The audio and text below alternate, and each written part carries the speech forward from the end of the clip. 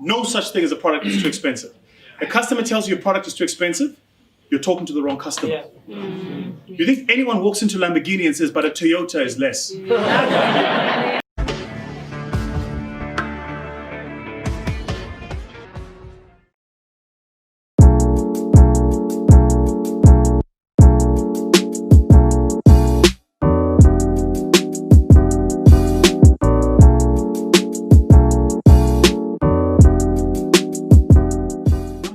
And this is probably one of the most important.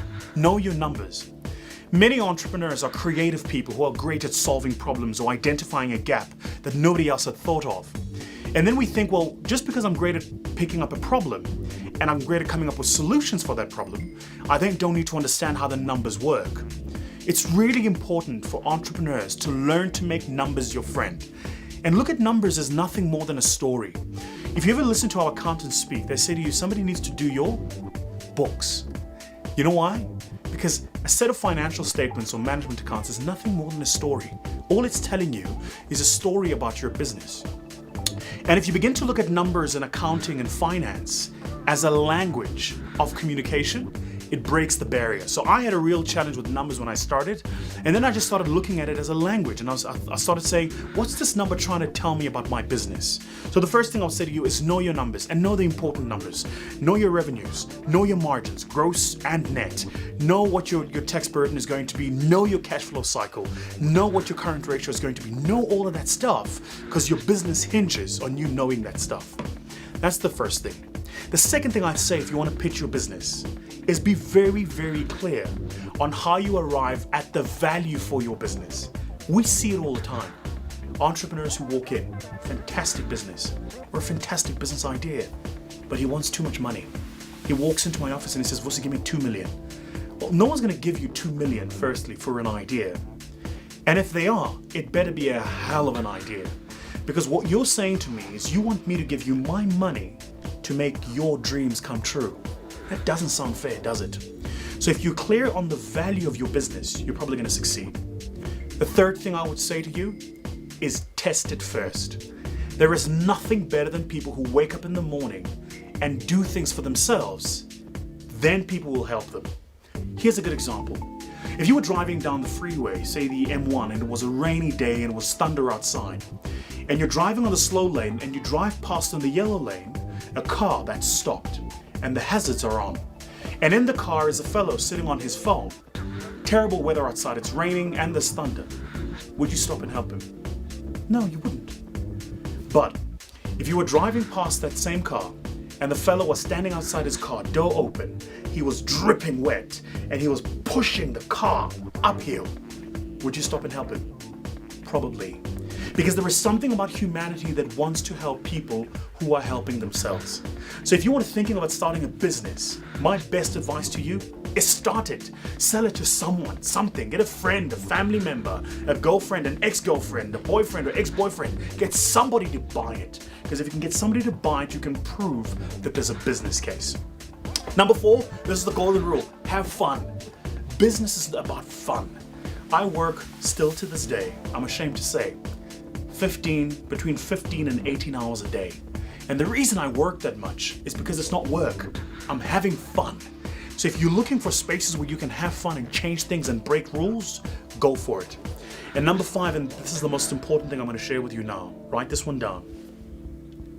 Pick the best team for your business. Businesses fail not because the business fails, but because the people in those businesses are either inadequate or they have failed the business. You've got to pick the best people. I am willing to pay top dollar to get people in my team who are the best people in that thing, doing that thing. I have lawyers who are second to nobody. I have accountants who are second to nobody. My transaction team is second to no one. My marketing team, second to no one. If you have the best team, you can build the best business. Hi, Jasper Basson here.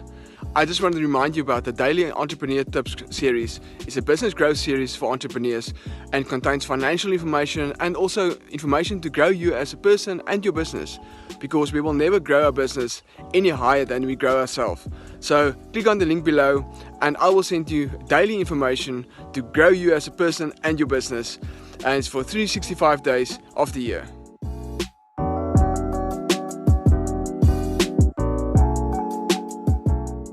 kind of the journey map you want to follow anytime you're using a model to share with people what you're going to be sharing with them, especially if you're looking to raise capital, okay?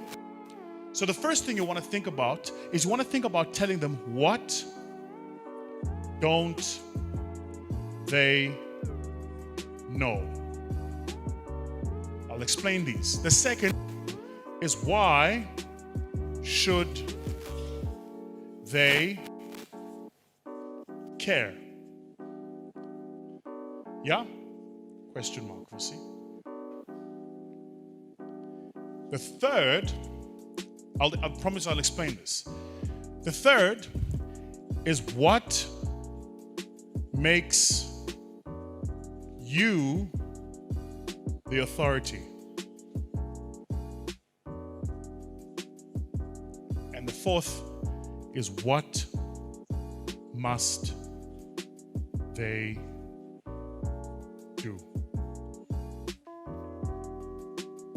I can't claim this. This is work of Africa's largest design agency. They're South Africa-based, a company called Missing Link. They use this model. Really, really good. Anytime you're building a story to pitch to people, this is the format you want to follow. Okay? So, the first question you got to ask yourself is, what don't they know? The person you're talking to, what don't they know? Remember, you're involved in your business all the time, right? But you're pitching it to someone, either a new client, yeah, or somebody to invest in it, or a friend, yeah? Which means they, I promise you now, will not have the level of knowledge that you have. They usually have what we call user interface knowledge. Any of you here on Facebook or Instagram have user interface knowledge. The people working at Facebook or Instagram have levels of knowledge 12 stairs lower than what you and I have. That's their job. Yeah? So if I'm going to stop thinking like a user and start thinking like an investor, the things I don't know, I need to know. Does that make sense? But the thing is, don't be technical. You can't tell me what I don't know using technical language. You're going to lose me. Gone, out the window. I can't tell you how many pitches I've sat on where the investor starts going, so it's written in Java, but we also use C++, sharp, and then we also, I'm like, oh, jeez. Is it written? Yes. Does it work? Yes. That's all I need to know. Yeah? Is it responsive on Mobi? Yes. That's all I need to know. How the code connects with the API and then the plug in, and then there's a plug out, and an API, IPO, I don't know.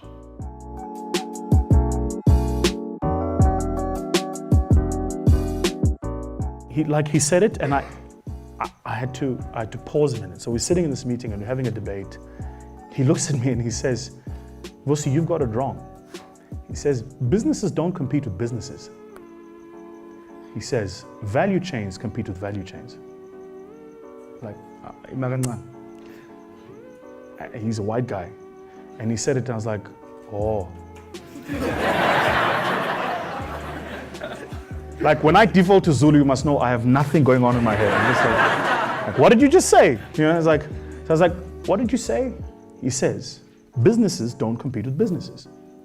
Value chains compete with value chains. Build the value chain. Around the value chain, you can build a business.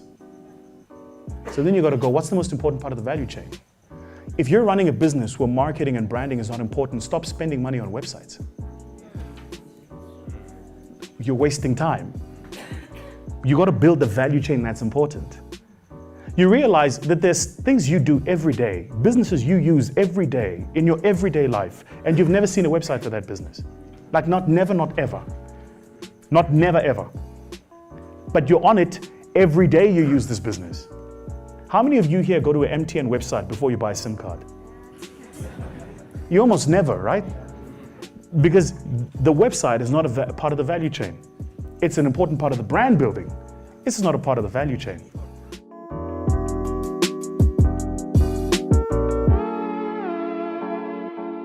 And the minute you say to yourself, I'm in business, and someone says, can I have something? And you give it for free, it's not a business anymore. Anyone can sell a product for free. When you employ salespeople and they start complaining about not making numbers because the product is too expensive, we'll have a chat about it in a moment. There's no such thing as a product that's too expensive. No such thing as a product that's too expensive. A customer tells you your product is too expensive, you're talking to the wrong customer. You think anyone walks into Lamborghini and says, but a Toyota is less? Lamborghini will tell you, then go to Toyota. Why are you here? True fact, I'm the most premium price speaker in South Africa. I charge in South Africa more than any other speaker in the market. My office will also tell you price is not a negotiation I have with my clients. I never talk price, I talk value. Anytime you find yourself talking price, know that now you are not an entrepreneur anymore. Never talk price with customers, talk value. Don't talk price, talk value. And the difference between the difference between the two is perception.